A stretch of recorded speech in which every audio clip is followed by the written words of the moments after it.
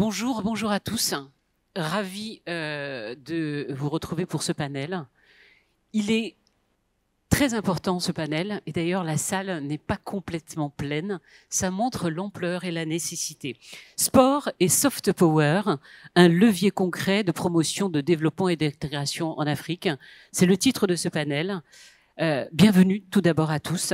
Nous allons parler d'un sujet qui nous unit tous, quelles que soient les couches sociales, qui nous enflamme, qui est un formidable levier économique de développement et de promotion dans les pays. Une visibilité hors norme, c'est bien sûr le sport et plus particulièrement le football.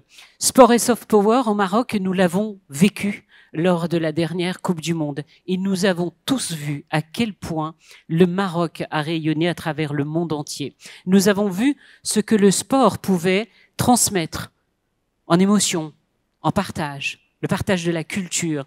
Sur notre continent, comment mettre en avant ce potentiel économique et social? Comment peut-il renforcer le développement et l'intégration régionale? Comment peut-on optimiser l'intégration du sport en tant que culture d'égalité en prenant en considération justement les attentes sociales?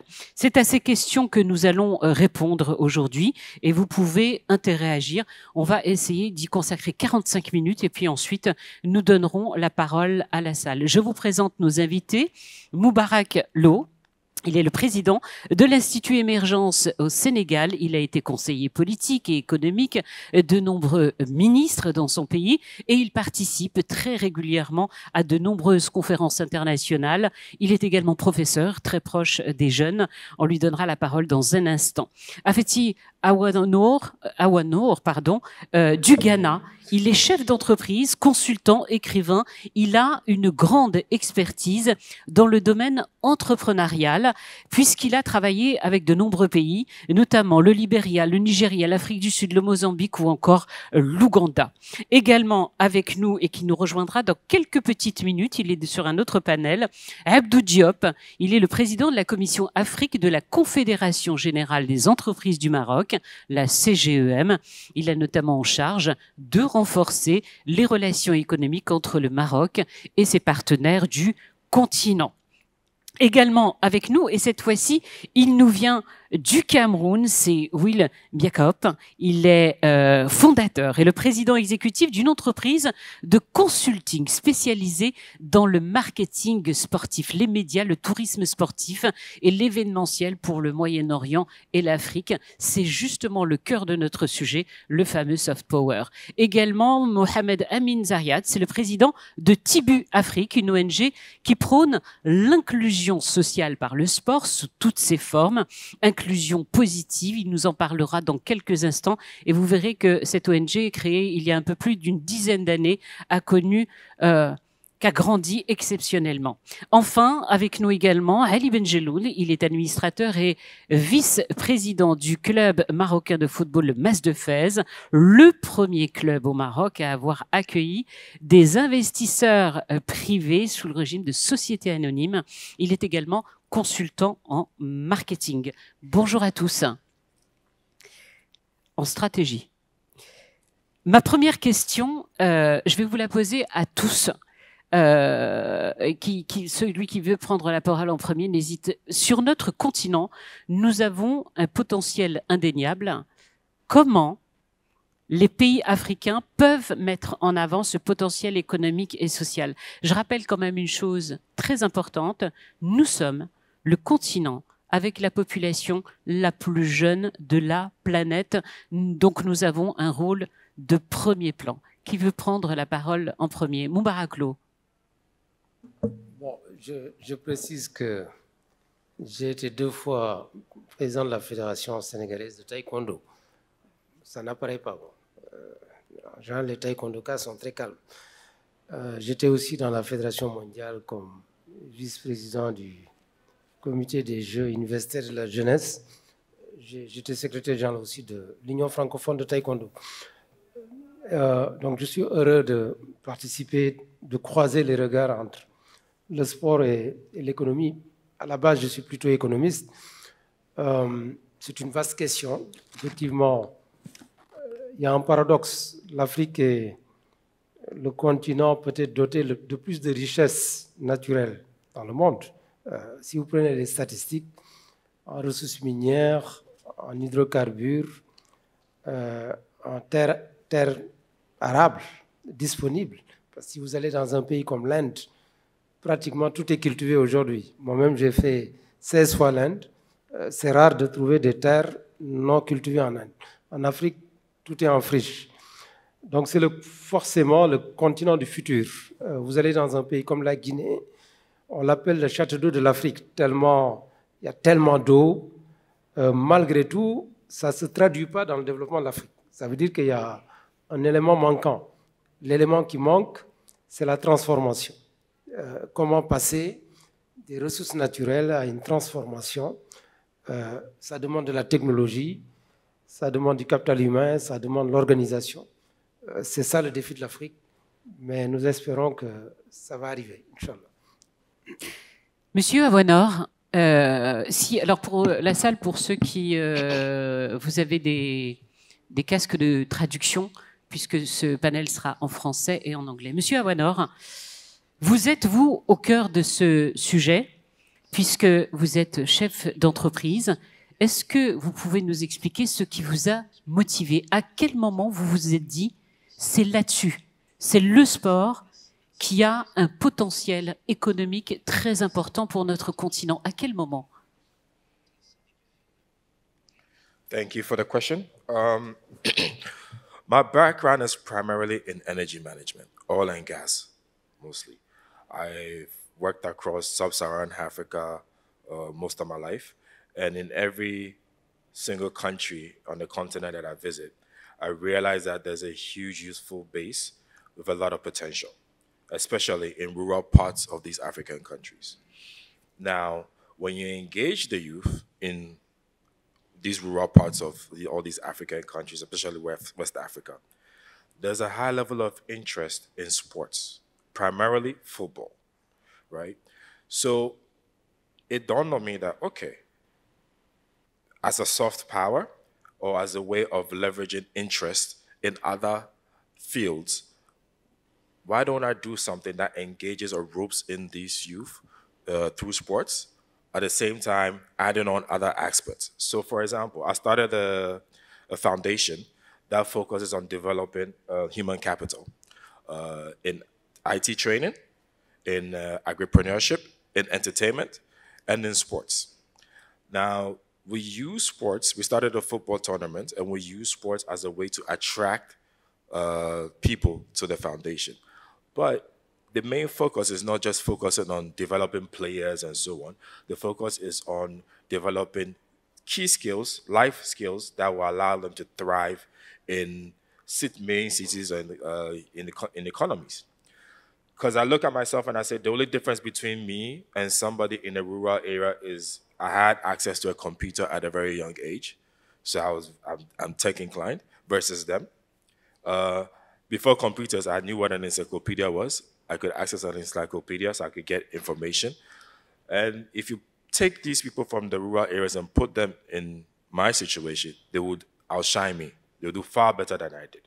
So I decided to use sports as a soft tool to attract the youth to the foundation, and we develop their skills in tech, in agribusiness, in entertainment, and even with sports. We don't focus on developing the players alone, but we also focus on other skills that are attached to the sports industry, like coaching, management, agents, image consulting, health workers, and so on. So it's not just about being a player in football or basketball, etc., but you have other skill set that you can benefit economically. Yeah. So that's why I attracted me to sports, basically. Merci beaucoup. Monsieur Mbiakop, vous aussi, vous êtes dans le consulting et le marketing sportif. Est-ce que vous pouvez nous dire le rôle justement du marketing, parce que vous êtes dans les médias, dans le tourisme, l'événementiel, vous savez à quel point vous, et pas seulement au Cameroun, puisque vous travaillez aussi à l'international, à quel point ça peut changer la donne pour notre continent. Est-ce que vous pouvez nous expliquer et partager avec la salle ce que vous faites tout d'abord, la réussite, à quel moment elle s'est déclenchée pour vous, et puis l'importance pour nous de comprendre le marketing sportif, à quel point il est important en termes de soft power. Ouais, absolutely. Thank you very much for having me, and I'll speak in English if it's okay, or unless you prefer French. Vous préférez français ou anglais? Comment? Attends. J'entends pas ce qu'ils me disent. En fait, vous avez eu les deux. Vous avez eu en français, en anglais, comme vous voulez. J'ai entendu English, apparemment, c'est plus favorable pour la population. So, thank you for your question. Thanks for having me. My name is Willem Biakop. I've been in the sports industry for 25 years in Europe, Middle East, and Africa. Past experience, I was leading the development of the National Basketball Association for the past 10 years. We did a lot of things across the continent, including Morocco, Khoribga, Ben Guerir, Al Jadida, and so on. And so for Znata, actually, this is Znata, we did a basketball court and a sports educational program. That's for my background. I think to the questions, what we want to say and to think of is what is sports within the context of this world and what is sports within the context of Africa. A couple of key numbers. Number one, 8 out of 10 people here love sports. That means 80% of the world population are sports fans. This is a big number, number one. Sports contribute to roughly 3 to 5% of the world GDP.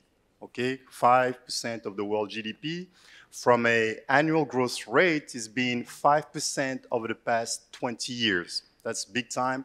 Obviously, we do not count the COVID hiatus. Projection for the future, 5 to 9%. That's the annual growth projection for the sports industry around the world. Africa, including Morocco, has been producing world-class talents for many, many years. Here, you remember Nawal Al-Mutawakil. You remember Hicham El Guerrouj, the great Hicham El Guerrouj. Most recently, Bono or Coach Regragui or Hakimi playing at the very highest level in football. And when Morocco played the semi-final of the World Cup, they were not representing the country. It was not only Maghrebi, but it was the entire Africa playing the semi-final of the World Cup. What does it mean? It means that the power of sports go beyond just the football pitch. It's soft power because they are representing the nation, they are representing the continent. For us, Africa, what does it mean from an economic impact? 0.5% of Africa GDP is coming from sports. It's absolutely outrageous, it's ridiculous, and it doesn't make sense when we understand our market. 1.4 billion people, average age 19 years old, right? So the youth of the world is in Africa, and we have a major market. So now, how do we leverage and how we move forward? I think we have the basic. Number one, we need more investment. Infrastructure, we will talk about infrastructure. I have a mixed views on infrastructure. I don't believe in building 50 or 60,000 stadium. I believe in relevant, sustainable infrastructure. But to me, the most important is human capital. We need to invest in developing the right skill set to get the right leadership, to get the right strategy, and implement the right action plan. All of this will impact jobs creation.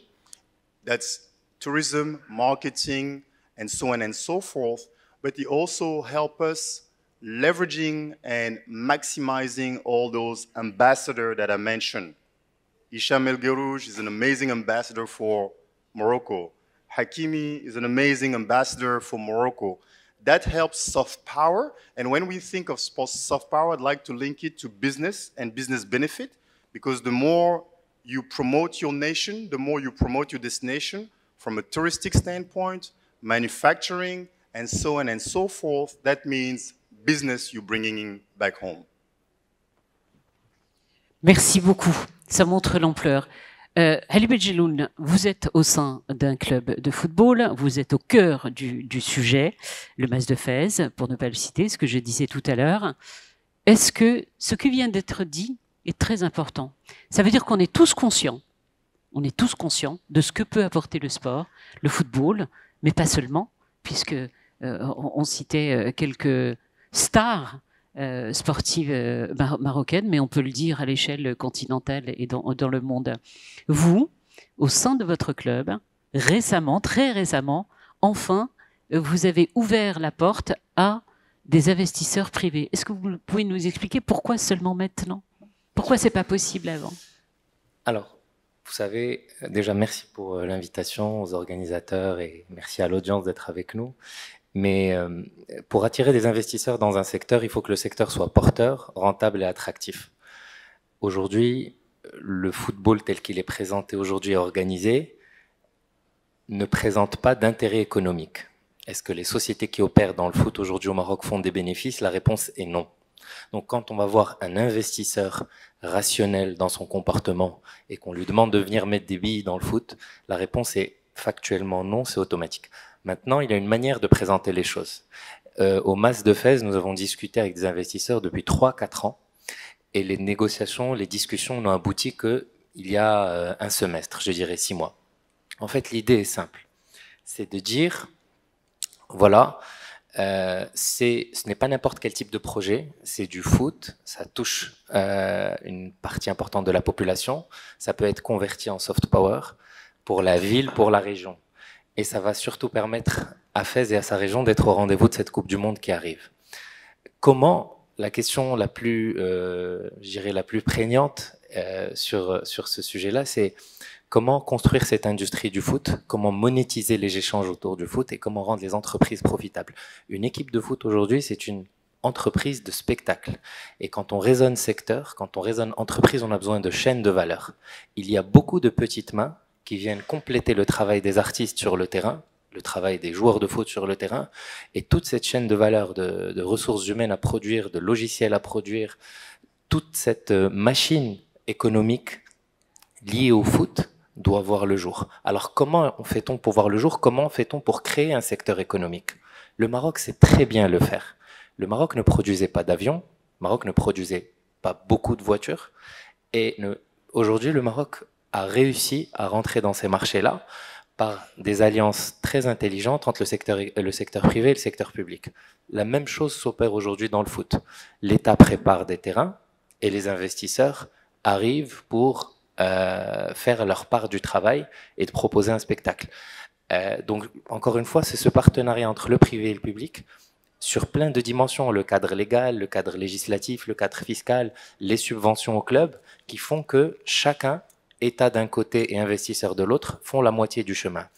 Et le MAS de Fès, dans ce contexte, a été pionnier. Donc il y a 6 mois, nous sommes les premiers au Maroc à avoir pu accueillir des investisseurs, dont moi-même, et nous avons constitué ce tour de table. Donc vous-même, ça veut dire que vous avez investi aussi. C'est ça. On peut parler de chiffres pour être concret? Bien entendu. On parle de combien? C'est un plan de 100 millions de dirhams sur 3 ans, qui va permettre plusieurs choses. D'abord de désendetter le club et d'assainir les finances du club, parce qu'aujourd'hui, il y a un problème d'endettement endémique au sein des clubs de première division au Maroc, en raison de l'inflation liée au prix des joueurs, etc. Donc, nous désendettons le club, nous engageons un programme d'investissement, et c'est dans cet esprit que cette enveloppe va être allouée.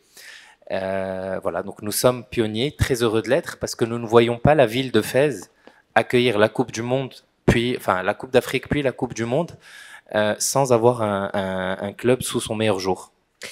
Mohamed Amin, je vais vous donner la parole parce que au sein de Tibu, quand on parle de cette jeunesse, de cette nouvelle génération qui se prépare, vous l'avez compris également depuis très longtemps. Est-ce que tout d'abord vous pouvez, mais rapidement, nous présenter Tibu Africa?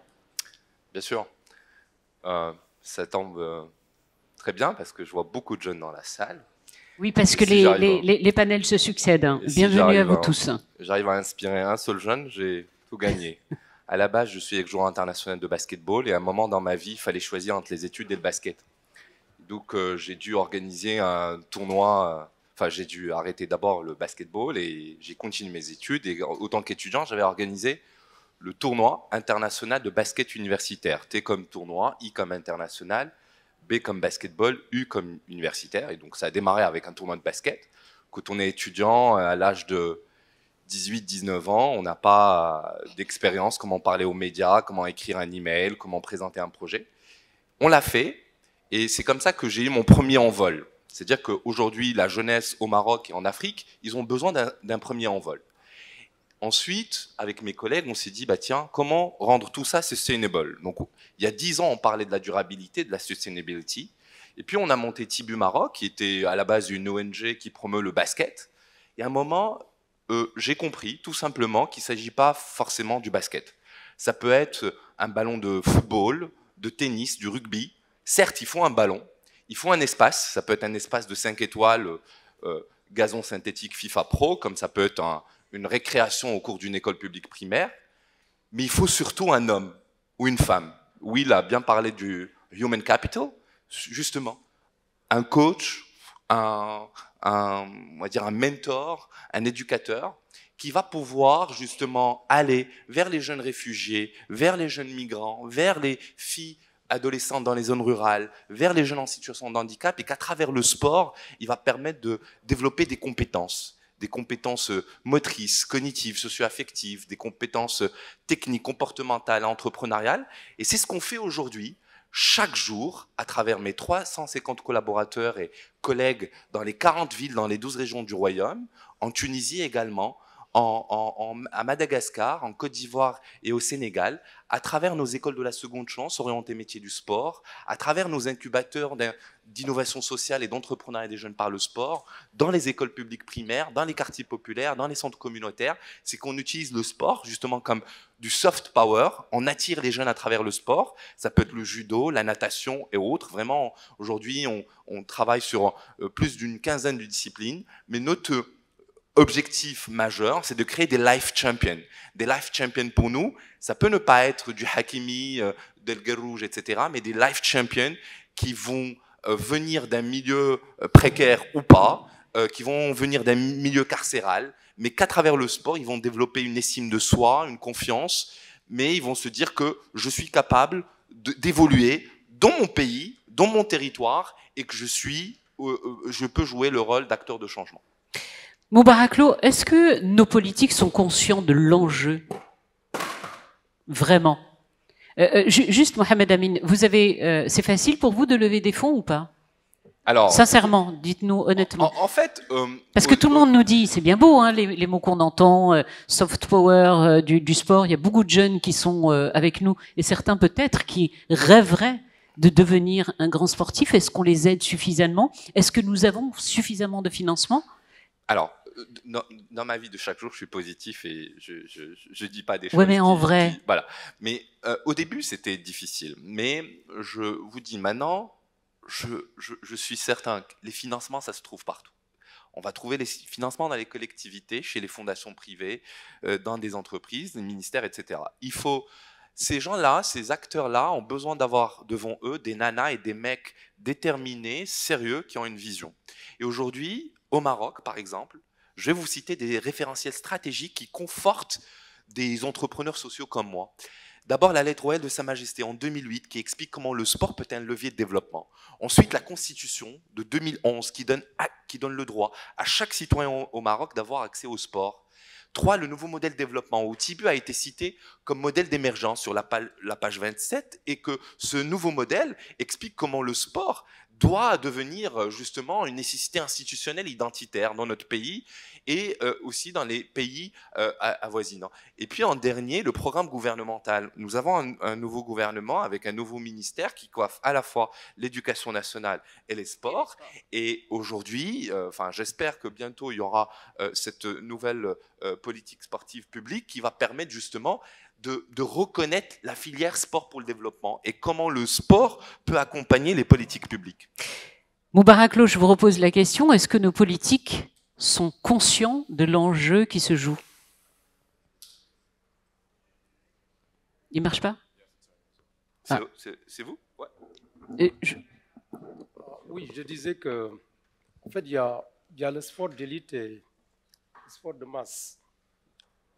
En général, le sport d'élite, le football et le basket, en tout cas au Sénégal, c'est très chouchouté.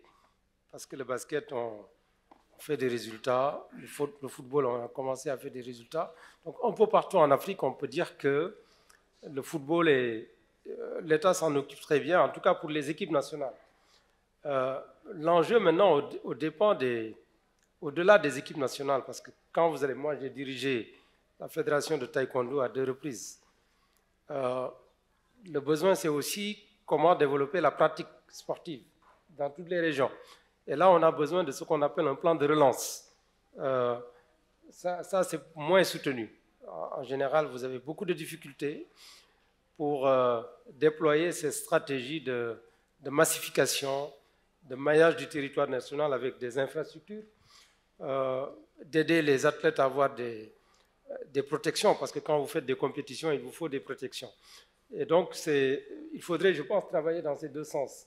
À la fois massifier la pratique sportive, parce que c'est bon pour la santé, parce que ça contribue au développement des jeunes, et avoir un plan de soutien pour le sport d'élite. Il y a un élément aussi qu'on oublie souvent, les athlètes de haut niveau. Comment faire en sorte qu'ils puissent vivre de le sport? Parce que ce n'est pas rare dans certains pays que l'athlète de haut niveau, une fois qu'il a fini, il n'a plus de ressources. Comment faire pour le protéger, pour qu'il développe une insertion professionnelle après avoir quitté la pratique sportive? Donc voilà un peu tout ce qu'il faut. Je suis d'accord avec mon voisin tout à l'heure. Effectivement, il faut une vraie politique nationale de sport qu'on mette comme priorité nationale, avec tous ces axes, développement des infrastructures, formation des cadres, soutien aux fédérations, et même promotion pour que le citoyen ordinaire puisse pratiquer du sport. Bon, il y a certains pays, je ne sais pas si c'est le cas. Lesquels? Mais, Lesquels? Oui, je donne le cas du Sénégal. Si vous venez à Dakar, vous allez trouver à côté de la mer, sur 1 kilomètre, des infrastructures de pratique de sport en plein air.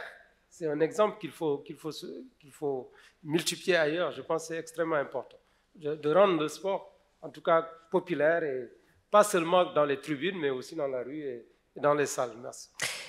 Monsieur Avoinor, je vais vous demander de réagir, si vous le voulez bien sûr, et nous dire peut-être, comme vous travaillez à l'échelle continentale, quel financement innovant on peut trouver aujourd'hui? Où est-ce qu'il y a des leviers économiques qui sont importants? Et peut-être nous citer l'exemple de votre pays, le Ghana. Sorry, for a minute I thought you were talking to him. Non, dans une seconde. Yeah, so innovative financing models that I've come across. Actually, first of all, let me say this. Access to funding is not easy at all. It's extremely difficult, especially if you're doing it from a private sector point of view. The case of Morocco may be different because you have leadership that is interested in developing the sector and is not corrupt. In other countries, when it comes to sports, you only see them focus on it when the World Cup is happening and they are looking to pay hefty bonuses and make some money somehow. And the elections is about to approach and they want to have a case to campaign, basically. But access to funding is not easy. In any case, there are several innovative ways where you can generate funding. People are doing diaspora bonds, where they are issuing bonds to natives in the foreign countries to build local, small-scale sports complexes. There are also naming rights and corporate sponsorships. For example, the FNB Stadium in South Africa is an example of a naming rights or corporate sponsorship funded. The Kigali Arena, it started off as, actually that is twofold. It's more like a blended financing because it started off as a PPP arrangement with government and private sector. Then they signed, I think, a 10-year or 6-year deal with the Bank of Kigali. So it's now called the BK Arena. So these are some of the examples. And even in Cape Town, they signed a 6-year deal with DHL for the stadium. So it's now the DHL Stadium.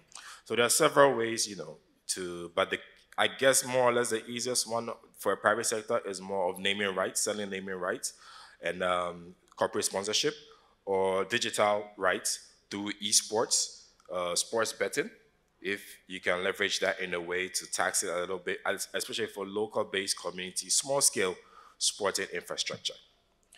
Then I also want to highlight a little bit about politics and sports, because in my view, politics and sports are opposite sides of the same coin.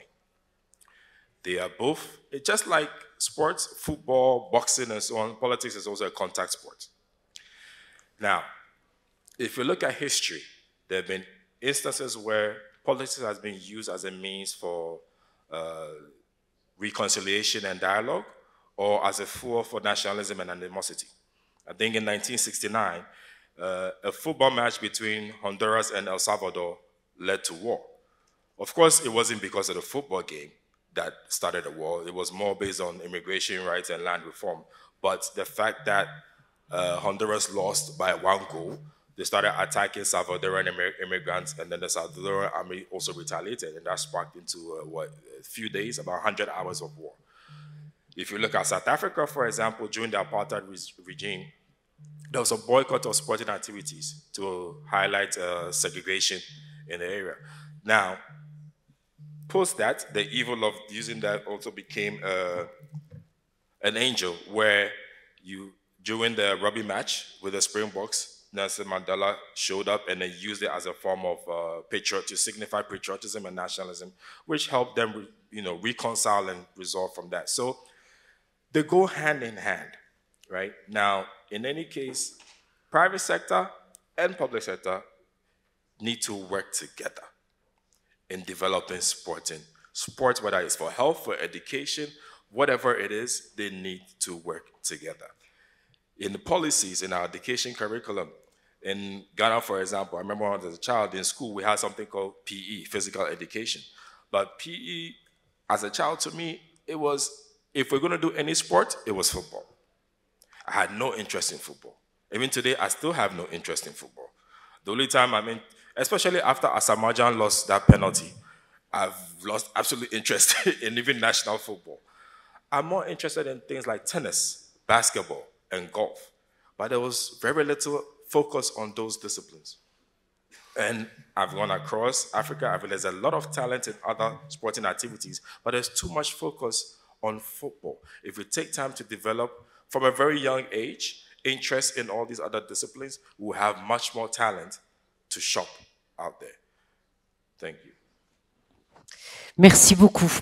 Abdou Diop qui nous a rejoint, vous êtes pardonné parce que vous étiez sur un autre panel. Vous êtes à la tête de la commission Afrique, je l'ai dit pendant votre absence, à la Confédération Générale des Entreprises du Maroc, la CGEM. Vous êtes notamment en charge de renforcer les relations économiques entre le Maroc et ses partenaires. Vous le savez, les absents ont toujours tort. Tout à fait. D'accord, on est d'accord. Alors à partir de là, on a parlé justement de levier économique avec l'ensemble de nos invités. On s'est posé la question aussi, est-ce que nos politiques en sont conscients? Et puis, on a parlé également, et ça vient d'être redit, la difficulté de mettre de l'argent, de trouver des sponsors. Avant, il y avait des mécènes. Aujourd'hui, il y a besoin de réels investissements. Comme vous êtes à la CGEM et des entreprises privées, qu'en est-il? Est-ce que vous débloquez des fonds assez rapidement, et est-ce que les entreprises privées sont conscientes du gain à gagner et du soft power, même pour leurs propres entreprises? On dit par exemple que le football est l'opium du peuple, c'est une réalité. Je veux dire qu'on soit, quelle que soit la couche sociale, on l'a vécu. Moi, je suis pas foot non plus, mais n'empêche que cette Coupe du Monde, il fallait vivre dans une grotte pour ne pas s'émerveiller de ce qui se passait. Est-ce qu'au sein des entreprises privées, on est prêt à lâcher quelques millions pour se dire c'est là qu'il faut investir pour l'avenir? Oui, merci. En tout cas, on est au cœur de la problématique. Aujourd'hui, effectivement, il faut distinguer deux éléments. Il faut distinguer toute la partie sponsoring, etc., et la partie investissement. Je pense que sur le sponsoring,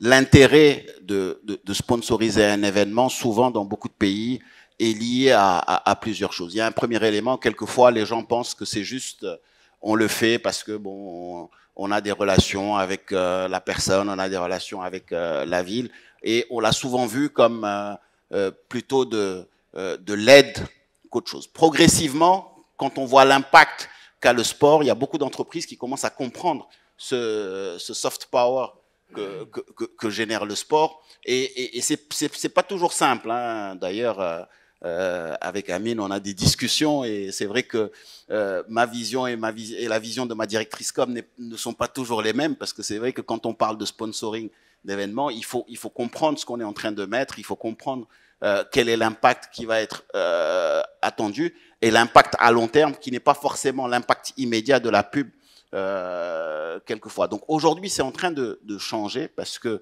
on voit comment les événements, justement des événements comme la Coupe du Monde, etc., donnent de l'impact, et donc les entreprises se disent ah tiens, j'aurais pu y être, j'aurais pu y aller. Et souvent, il faut de la persévérance. Parce que c'est vrai qu'on le voit au Maroc, on le voit surtout dans beaucoup de pays du continent africain. Souvent, la première édition est compliquée à sponsoriser parce que tout le monde a envie de voir l'impact avant d'y aller. On a très peu d'acteurs qui sont des first movers.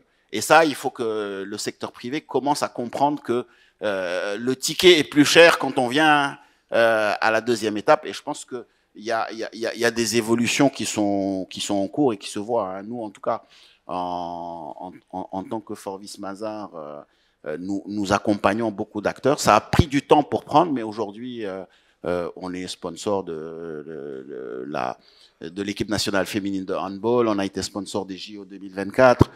On va certainement accompagner la CAN 2025. Donc, il y a un certain nombre de choses. On a compris que ce soit par rapport à... parce que le soft power, il est dans deux sens. Nous, on a aussi toutes ces générations qui sont des collaborateurs et qui sont aussi attirés par cela, par avoir de l'impact. Donc, c'est le soft power qu'on est en train de diffuser, mais c'est aussi utile pour attirer des talents. Donc ça, c'est le premier élément et je pense qu'il y a un changement, shift qui est en train d'être fait. Le deuxième élément, c'est le sport comme investissement. Et là, je pense que depuis quelques années, avec Will, qui est un grand advocate de ce volet, on a lancé une étude il y a 3 ans sur l'économie du sport en Afrique pour montrer justement, parce que il fallait montrer aux investisseurs qu'il y a un réel potentiel et que l'Afrique n'est pas encore au rendez-vous et que c'est là où se trouve le potentiel. Donc aujourd'hui, on voit de plus en plus d'acteurs du secteur privé y aller, timidement, mais de plus en plus d'acteurs sont en train d'investir dans le sport. Ils voient que l'économie du sport est extrêmement porteuse sur le continent africain, avec des rentabilités qui peut-être ne sont pas encore aux rentabilités qu'on peut avoir dans d'autres environnements, mais le temps est favorable aujourd'hui à l'investissement. Donc on voit de plus en plus de choses se passer. On l'a vu. Il y a une vraie prise de conscience. Oui, il y a une vraie prise de conscience. On l'a vu sur les arénas. On va le voir sur un certain nombre aussi de terrains de proximité, hein. On le voit aujourd'hui. Vous voyez comment le paddle est en train de se développer. C'est des investissements privés, hein, et on parle de sport. C'est un sport qui a explosé, et toutes les infrastructures sont faites par du privé. Donc on est en train de voir. C'est chez nous au Maroc, c'est révolutionnaire. Sur tout le continent et le reste du monde. Sur l'ensemble du continent africain, ça c'est quand même assez inattendu. J'ai promis Abdou de donner la parole à la salle et je vois qu'il nous reste plus beaucoup de temps. Et puis on a quand même beaucoup de jeunes qui sont avec nous dans la salle. Si vous êtes d'accord, soit on continue, on leur donne la parole. Est-ce qu'on peut avoir des micros, s'il vous plaît? Et puis, ah ben voilà, c'est prêt. Je vous donne la parole, comme ça je serai pas la seule à poser des questions. Qui veut interagir avec nos invités? C'est toujours difficile d'être le premier. Allez, monsieur. Comme vous avez en plus une veste magnifique et d'une belle couleur que j'adore, vous êtes visible tout de suite. Merci infiniment. Ça me fait très, très plaisir. Je tiens à remercier tous les intervenants parce que ce qu'ils ont dit, c'est très, très intéressant. Surtout que le sport est devenu, excusez le terme, une nouvelle religion. Tout le monde aime le sport. Il n'y a pas que les Africains, bien entendu, mais le sport dans le monde entier. On voit l'impact, par exemple, du football en particulier, parce qu'il y en a d'autres sports comme le basket aux États-Unis ou bien leur football américain. Malheureusement, jusqu'à présent, les Américains ne sont pas réellement intéressés au football traditionnel, soft, comme on dit, parce que ils trouvent qu'il faut encore faire des choses pour le sport, pour que ça soit plus populaire aux États-Unis. Je reviens donc à la question suivante, c'est que je pense que le sport, normalement, a besoin toujours de professionnels. Et je tiens à féliciter M. Benjeloun, tout d'abord parce qu'il a parlé pour la première fois, on commence à avoir quand même des sociétés s'intéresser donc à la gestion et le management donc du sportif, parce que ça c'est très très important. Car en général, on a toujours, par exemple, je parle du cas du sport, le football. Il y a toujours donc des gens qui ont ce côté associatif, donc c'est une association, et en général, ils ne sont pas rémunérés. En général, ils font ça parce qu'ils aiment. Beaucoup de fois, ce sont eux qui dépensent de leur argent, de leur poche, comme on dit, pour se tenir. Mais supposons, si on lègue, par exemple, ces clubs sportifs à des sociétés, bien sûr, les sociétés pensent aussi au côté profit. Et donc, quand ils mettront, bien entendu, des professionnels, je crois qu'on pourrait développer le sport. Et on est très content, par exemple, de regarder les Africains qui sont un peu partout, les joueurs africains qui sont partout. Et je crois que le sport va encore avoir un impact très important. Monsieur? Bonjour tout le monde. Permettez-moi de parler en arabe. السلام عليكم ورحمة الله تعالى وبركاته. هاني الحراق، أنا رئيس الهيئة الاستشارية لمجلس الجهة ديال الدار البيضاء ستات، مكلف بالشباب والطفولة. Alors peut-être on va juste demander peut-être à nos invités de s'ils veulent. Vous avez un casque? Ou vous comprenez l'arabe? Non. Voilà, si vous voulez juste باش يفهموا باش تكون عندهم la traduction. تفضل. إذا اللي كاين هو أنه اليوم كمجلس جهة الدار البيضاء ستات ولا كهيئة استشارية، اليوم الدار البيضاء كتعرف واحد الدينامية كبيرة على مستوى يعني الأنشطة الرياضية. اليوم كنسمعوا يعني لو تيرم ديال الصناعة الثقافية، لكن اليوم كنسمعوا انطلاقا من المبادرات اللي كتجيبوا منا اليوم لا فونداسيون تيبي اللي كيترأسها الأستاذ أمين زريات. اليوم لا فونداسيون تيبي جو سوي با لا بور فير لا بروموسيون او تيبي، ولكن en tant que membre du conseil de la région, en tant que président de l'instance des jeunes et de l'enfance, vraiment Casa avait besoin on peut dire, d'une identité qui travaille sur le sport et surtout sur la création d'emplois à travers le sport. اليوم الحمد لله عندنا تيبي، عندنا يعني واحد المجموعه المبادرات اللي مكنات انه الشباب نو سولمون يمشيو يقلبوا على كي كنقولوا حنايا الصناعه والتجاره الى ما غير ذلك، لكن كاين الناس اللي عندهم يعني واحد المجموعه ديال الطاقات الرياضيه وكان خاصها تبرز وبرزات انطلاقا من المبادرات اللي اليوم خدامين عليها اليوم الدار البيضاء، وماشي فقط غير في الدار البيضاء في المغرب ككل. فالمداخله ديالي هي بصفه سؤال، عندك شي سؤال؟ بيان سور. واش عندنا سؤالي الاستاذ امين، واش اليوم كنسمعوا على الصناعه الثقافيه، واش عندنا الصناعه الرياضيه؟ C'est ma question directe. Merci beaucoup. Je peux répondre? Merci. Oui, allez-y. Oui, vous m'entendez? Oui, oui, très bien. جوابا على السؤال، واسمح لي رجعت الفرنسية غير باش يسمعوني ويفهموني الإخوان. Est-ce qu'on a une industrie du sport aujourd'hui au Maroc? À mon avis, non. Et je le déplore. Juste, oui, vous avez raison, Ali, juste pour nos invités, pour ceux dans la salle. La question est très pertinente. C'est de se demander si aujourd'hui, en l'état des choses, dans notre pays en particulier, nous avons une véritable industrie, et vous parlez de la jeunesse, j'imagine, bien évidemment, une industrie sportive. Alors, parce que qui dit industrie dit exigence de rentabilité avec des acteurs économiques qui adoptent un comportement rationnel et qui viennent gagner de l'argent. Aujourd'hui, c'est un secteur qui ne rapporte pas d'argent. Mais ce n'est pas une fatalité, parce que c'est un secteur qui est en création. L'État prend sa part en préparant des infrastructures, en préparant un cadre législatif, fiscal, qui va permettre aux investisseurs d'arriver. Maintenant, moi, le message que je veux faire passer en tant que dirigeant actuellement dans le foot au Maroc, il faut qu'on arrête avec l'approche de mendicité. Moi j'ai fait 20 réunions de sponsoring ou 100 dans ma vie, on arrive comme si on mendiait. En fait, ça doit s'arrêter. Ce qu'on doit proposer aujourd'hui, c'est des vrais partenariats dans lesquels on peut gagner de l'argent de deux manières. D'abord, en faisant de son club une réelle entreprise de spectacle, qui propose une expérience spectateur de bout en bout, dans laquelle on achète son billet normalement, de façon fluide, on assiste au spectacle d'une façon agréable avec ses enfants et on revient chez soi dans des conditions safe. C'est le premier objet, donc on gagne de l'argent par le cœur du métier qui est le spectacle. Et la deuxième manière de gagner de l'argent, c'est là où ça devient un petit peu innovant, c'est qu'on change d'objet. Aujourd'hui, on a des clubs qui se sont détournés de leur objet principal. Je pense au Ahli d'Égypte, au Caire, qui est devenu promoteur immobilier. C'est impressionnant. Eh ben, qu'est-ce qui nous empêche de le faire aujourd'hui au Maroc? Aujourd'hui, il y a des clubs en Algérie qui ont créé ils font du foot à la base, mais ils ont créé des clubs de paddle qui rapportent de l'argent. Ça, c'est des solutions innovantes dans lesquelles on se détourne notre objet principal et on devient businessman pour le bénéfice de la société anonyme, pour le bénéfice du club.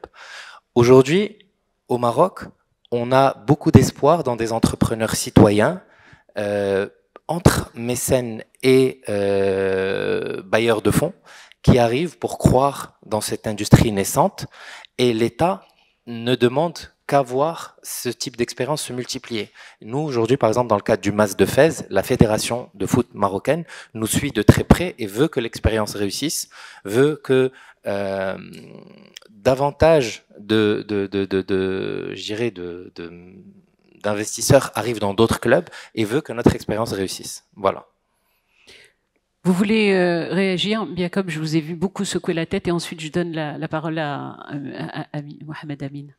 Alors, ouais.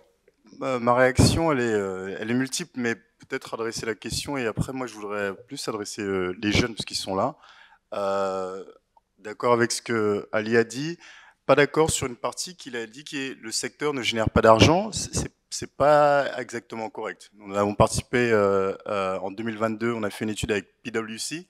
On a étudié l'économie du sport au Maroc, un peu moins de 2% du PIB marocain, plus proche de 1 par ailleurs. Sur ce segment, quand on regarde la chaîne de valeur du sport au Maroc, il y a des segments qui génèrent du revenu. L'infrastructure, par exemple, des gens qui construisent des infrastructures. Vous savez que le Maroc sera la maison du plus grand stade d'Afrique, 100 000 personnes à Ben Slimane pour accueillir la Coupe du Monde. C'est 500 millions de dollars d'investissement. C'est monstrueux. En 2022, quand on avait fait l'étude, le Raja avait généré 13 millions de dollars, soit 130 La question n'est pas de générer du revenu, c'est juste d'être rentable. Absolument, voilà. J'arrive. C'est là où on pêche un petit peu.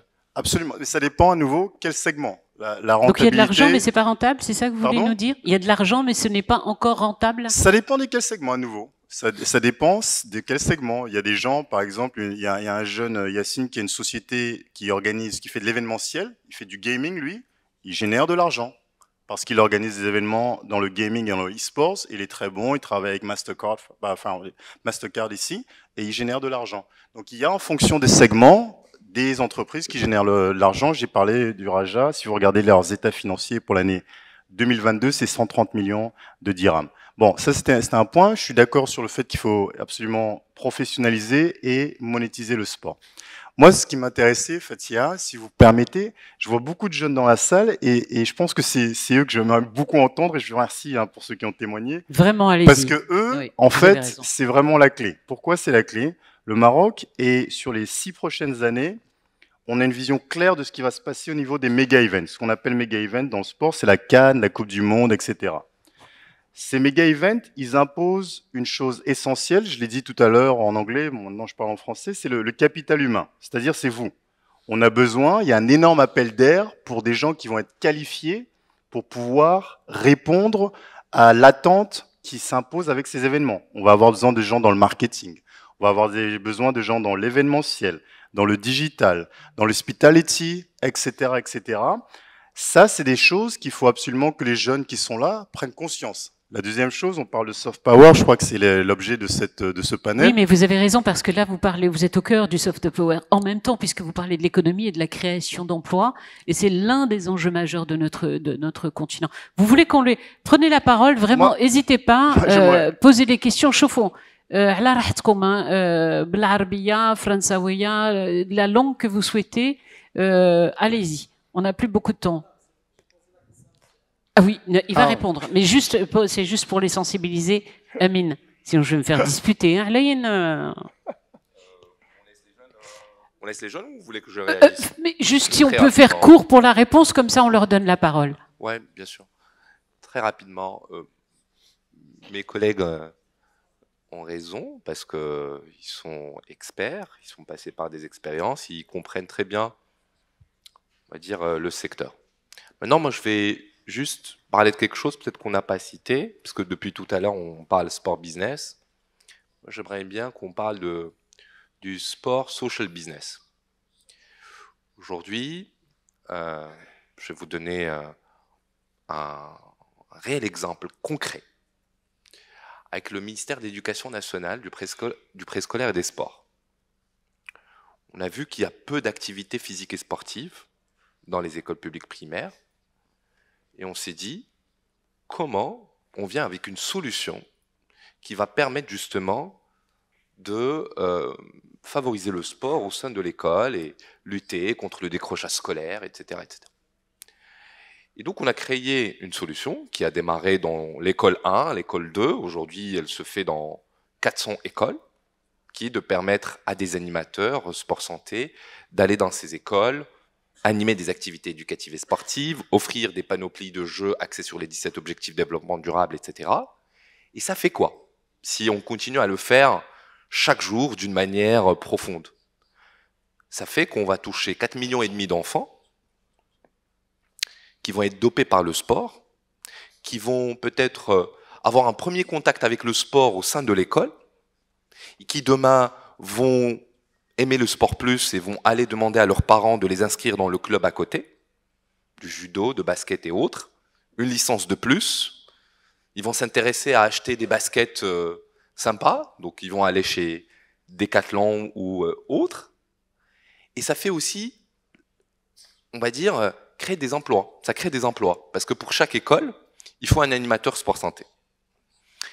Et nous, autant qu'ONG, avec le ministère de l'Éducation nationale, du préscolaire et des sports, avec le ministère de l'Intérieur et les acteurs du secteur privé, nous avons identifié cette date de 2030 comme, on va dire, une date favorable, un moment favorable, pour dire que oui, le Maroc va construire le plus grand stade au monde. C'est pas que juste en Afrique, au monde. Il va aussi générer des revenus, etc., etc. Mais aussi, il va permettre à ces populations locales, à Zrenren, à Nador, à Fas Hanjra, à Kaza, à Dakhla, de s'émanciper ou de se développer à travers le sport. Et donc, notre ambition 2030, c'est de créer 10 000 emplois nouveaux, 10 000 nouveaux emplois dans le secteur d'éducation par le sport et toucher 4,5 millions d'enfants qui vont s'inscrire dans les chemins de la réussite scolaire, personnelle et professionnelle grâce au sport. Merci. D'autres questions? Sinon, je vais la faire à l'envers. Total. Bonjour à toutes et à tous. J'ai une question. Quel est l'impact du football sur le développement économique et social au Maroc? Parce qu'on ne peut pas créer un déséquilibre entre tout ce qui est social et économique. Merci. Je vais prendre la deuxième question juste derrière vous en même temps. Bonjour à tous. Merci pour m'avoir donné la parole. Pour cette importante thématique, on constate tous le développement du sport et de son soft power. Pourtant, ma question c'est, il y a des talents africains, que ce soit dans le foot, dans le sprint, dans le basketball, qui opèrent totalement à l'extérieur et représentent des pays européens et des pays américains. Il y a une sorte de course africaine sur les talents d'Afrique. Que ce soit pour des raisons de la migration des parents et même de ces talents, ou par perte de confiance des talents africains dans les responsables et des projets africains. Donc, comment on peut régler ce problème? Comment on peut gagner cette course et gagner plus de l'influence sur le niveau mondial? Qui veut répondre? Il y a des filles? Ouais, on prend. Ah oui. Vous retenez les questions, je vous préviens, j'ai pas une bonne mémoire, hein, parce que là, on est à 3. S'il vous plaît, le micro là-bas. Bonjour. Ah, OK. Well, hello, I want to say first, thank you for this opportunity. I want to say also thank you for the speakers. for their insights on this subject. My question is, how can we use sport as a soft power to drive growth and unite the African continent? Thank you.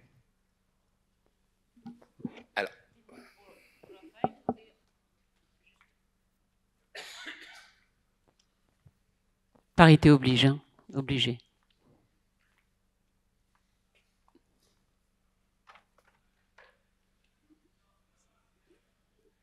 Bonjour. En tant que jeune... Comment on voit pas... Je peux me permettre de vous demander de vous lever? Merci beaucoup. Bonjour. Merci. En tant que jeune, j'aimerais bien avoir une idée sur le rôle d'orientation en matière de métiers sportifs comme pilier de développement économique et social. Merci. Voilà, ça c'est une question pour Will. Et puis voilà. Allez, on y va. On commence à... c'est pour tout le monde presque, n'importe comment. Qui veut répondre? Très rapidement. Nous tous dans cette salle, on sait que le sport est important pour chacun. Tout le monde doit faire du sport. Il faut créer des emplois par le sport, etc. Il faut investir. Et là, on a un exemple concret. J'annonce que Mazar, grâce à ce panel aujourd'hui, va supporter notre école de la seconde chance orientée métier du sport à Dakhla. Merci Abdou Diop. Aujourd'hui. Maintenant, et grâce à toi, on en parlait tout à l'heure. Je viens de recevoir le message. Merci. C'est peut-être pas grâce au panel, mais bon. C'est pour répondre à la question, les absents ont toujours tort. Là, ils viennent de prouver le contraire. Bravo.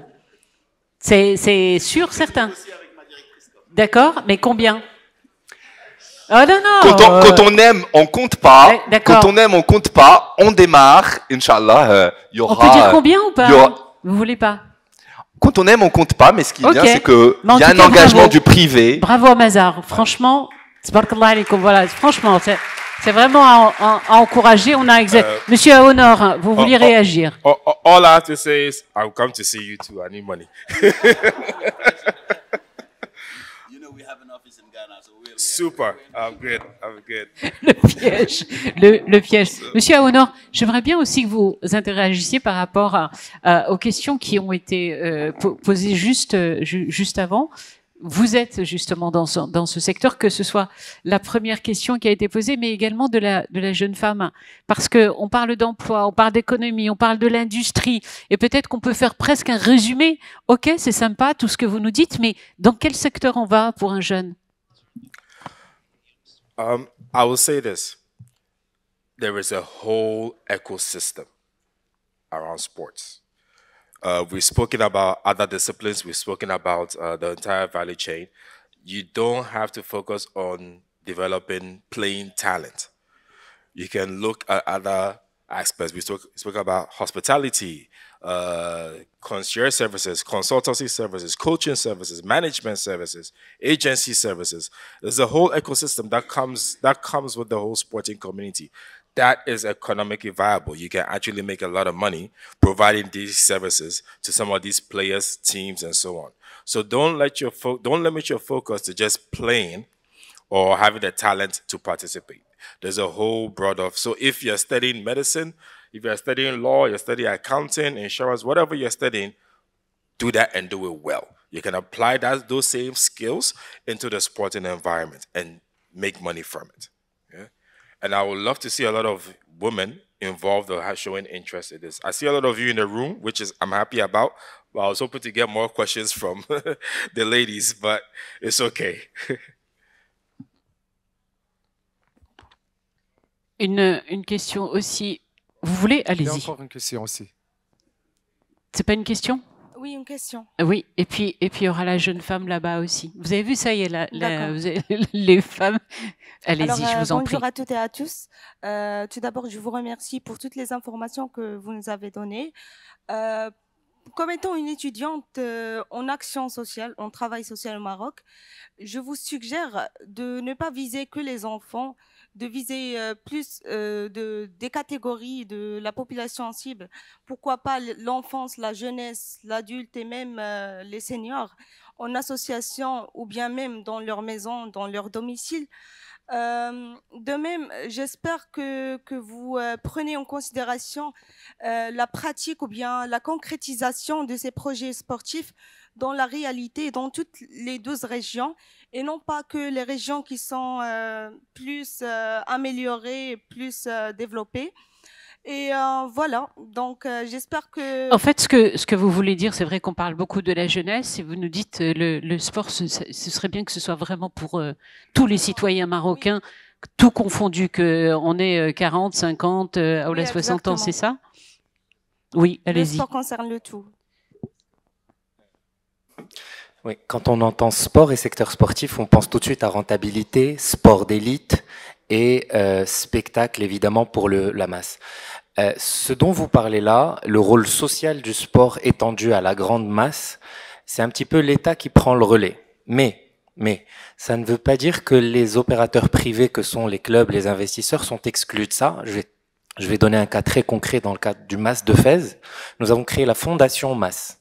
Alors la Fondation MAS, elle est donc financée par le club, mais elle vise à attirer vers le sport des catégories pour des activités non lucratives et les inclure dans une pratique du sport qui n'a rien à voir avec la logique mercantile et la logique business. Donc la Fondation MAS, elle va attirer des seniors, elle va attirer des handicapés, elle va attirer des couches vraiment défavorisées pour différents types d'activités. Donc par les fondations, même les acteurs professionnels du sport d'élite peuvent prendre le relais de l'État pour servir du sport à la masse. Parce qu'en réalité, c'est un des rôles essentiels des collectivités locales, donc de l'État.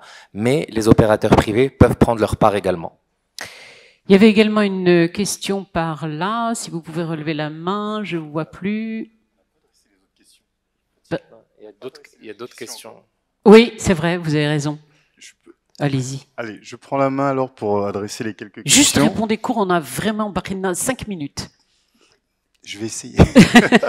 Merci. Je réponds aux différentes questions qui ont été posées. So I'm going to start with your questions, and I think to answer it, I will just look at it from an investment perspective, number one. And you know, when we talk soft power, we didn't mention so far the word sports diplomacy. This is something that we haven't mentioned at all after 40 minutes. So sports diplomacy, what it is how do you leverage sports to enhance the international relationship that you have with a country? How is a nation leveraging the sports to boost the international relationship with others? And you can boost it from a diplomatic standpoint, you can boost it from a business standpoint, you can boost it from a cultural standpoint, and so on and so forth. So I was with the NBA before, National Basketball Association, and we did organize an event to bring together Cuba and the US. And it was a basketball game because the leadership on both sides loved the game of basketball. So that's one thing. But now to come back to the business side of it, and sorry, I'm going to switch in French because it does address her questions as well, and I can translate to you afterwards. Donc, il y avait 3-4 questions que je vais essayer de répondre en une. Les opportunités de travail, les investissements sont pour moi la réponse clé. En fait, il y a top 5 investissements sur lesquels je pense qu'il faudrait mettre la lumière et ce sont des secteurs sur lesquels il y a pléthore de jobs à développer. D'accord ? Le premier, c'est la sports tech. La sports tech, c'est la technologie qui est liée au sport. Vous savez que beaucoup de gens parlent de la révolution industrielle, la 4e révolution industrielle. Pour moi, en tout cas, ce n'est pas la technologie seulement, mais c'est ce qu'on appelle le IP, ou la propriété intellectuelle. La propriété intellectuelle vous permet, vous, qui êtes là, de prendre un téléphone et de créer du contenu et de le diffuser sur des plateformes comme YouTube pour générer de l'argent pour vous-même ou pour promouvoir votre talent. Cette révolution de la propriété intellectuelle, elle s'applique sur plusieurs secteurs, notamment le sports tech. Donc sports tech, c'était 8 milliards de dollars en 2018, c'est maintenant 31 milliards. Donc numéro 1, sports tech, regardez, il y a plein de jobs là-dedans. Le numéro 2, c'est la santé et le bien-être, health and wellness, 5 000 milliards de dollars, c'est le marché mondial, 5 000 milliards de dollars dans la santé et le bien-être. À nouveau, une pléthore de jobs sont disponibles dans cette industrie. Je continue avec l'économie bleue sportive. Vous savez que le Maroc détient... Sorry, bro. What is 5,000 million? $5 trillion. It's the value of the health and wellness. That's easier for me to compute than $5,000 trillion. No, because in French, you don't say trillion, you say billion. So it's okay. 5,000 billion, which Understood. means 5 trillion in the English. So, Sports Tech, l'économie bleue sportive, effectivement, pléthore de jobs à faire autour de l'activité marine, de surface ou sous terre. Il y en a d'autres, mais je vais m'arrêter là parce que je vois qu'il y a un problème de temps. Oui. Happy to talk afterwards if you like. Deux dernières. Le jeune homme qui est juste là, je crois. Je crois qu'il y avait le monsieur qui voulait... Vous voulez... Et il y a un monsieur qui est là. Il y a un jeune homme là aussi. Il y a deux jeunes hommes qui sont là. Donc allez-y et ensuite à l'autre jeune homme. Rapidement, je veux juste titiller M. Benjeloun parce que j'étais un peu gêné par la sémantique qu'il a utilisée. Par qui? M. Benjeloun. Ok. Désolé. L'utilisation, c'est vrai que le sport business, c'est ce qui drive tout ce qu'on est en train de vivre actuellement, surtout au Maroc. On a vécu ça dans les années 2010, si vous vous rappelez. C'était le sujet, le sport business. Mais je pense et l'utilisation du mot masse, c'est un peu... Et le fait de dire que l'effet social ou le ruissellement social, c'est de la responsabilité de collectivités locales et de l'État. C'est pas vrai. C'est la responsabilité de tous. C'est-à-dire que il a dit don, il n'a pas dit que. Il a dit oui, c'est la responsabilité de l'État et les clubs, et les grands clubs, et les business peuvent accompagner. Mais je pense que non. Le message était clair au Maroc, c'est-à-dire que c'est un partenariat, PPP, public privé. Le cas de Tibu, c'est un cas criant de dire comment une ONG, une entreprise sociale peut gagner de l'argent tout en faisant du bien. Et voilà. Il va vous répondre. Hop, monsieur. Alors, si j'ai un chrono qui tourne là. Allez-y, monsieur. Bonjour à tous. Merci de donner la parole aux jeunes. Bon, je me présente. Je suis Younes Benchkron, directeur innovation et partenariat stratégique chez Ingelec. Alors, Ingelec est une entreprise nationale qui croit en les valeurs du sport, qui a toujours cru en les valeurs du sport, que sont la passion, l'esprit d'équipe, l'engagement, etc.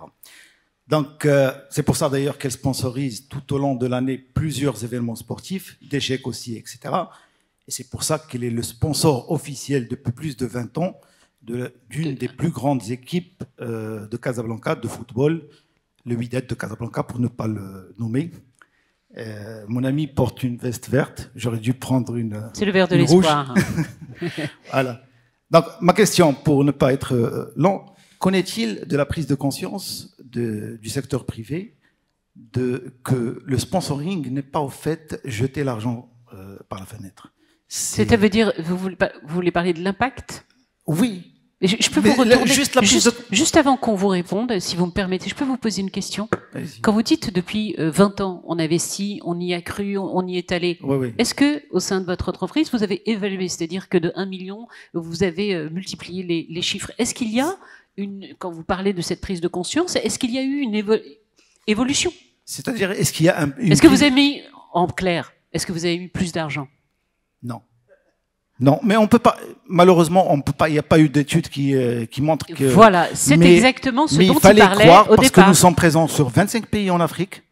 Monsieur Diop, on connaît beaucoup sur Ingelec. C'est très intéressant ce que vous dites parce qu'on comprend pourquoi justement les entreprises n'y vont pas parce que c'est pas fiable, parce qu'il n'y a pas assez de retours. Notre chiffre d'affaires, il a évolué pendant les 20 années. Voilà. Pour vous répondre. Donc merci, merci de donner la parole aux jeunes. Vous êtes d'Ingelec, Monsieur Benchkron. Donc vous connaissez Reda Sqat. Alors Reda Sqat était avec nous en réunion hier à 20h à Casa. Je sens qu'on va avoir un nouveau scoop. Voilà. Attendez. Chut. Voilà. Il va peut-être nous sortir un scoop. Et suite à la présentation que nous lui avons faite sur l'opportunité de passer sponsor majeur cette année, il a annoncé un montant de sponsoring record pour le MAS cette année, Ingelec et MAS de Fès. Vous nous sortez un chiffre, vous, au moins? Il va nous revenir avec le chiffre, mais c'est un chiffre qui n'a jamais été atteint dans l'histoire du... Il y a combien, d'accord, il y a combien de zéros? Non, mais allez-y. Non, il y a 6 zéros. C'est sûr qu'il y a au moins 6 zéros. Ouais. Donc, voilà, vous transmettrez mes amitiés à Reda Sqat. Mais au-delà de ça, il faut poser une question un petit peu plus centrale et qui touche aux campagnes en général. Comment mesurer l'impact et la portée d'un message, d'une publicité, d'un engagement pour la notoriété d'une marque, d'un pays? C'est très compliqué à quantifier. Aujourd'hui, les professionnels de ces industries-là essayent de s'ingéniosiser à trouver ce qu'il faut, ce qu'il ne faut pas. Je vous avoue que c'est compliqué. Maintenant, ce que l'on peut mettre en avant, c'est ce que c'était le discours qu'on a tenu à M. Sqat hier, dire qu'aujourd'hui, un club de foot, et c'est ce qui lui tenait à cœur, il voulait juste avoir des interlocuteurs,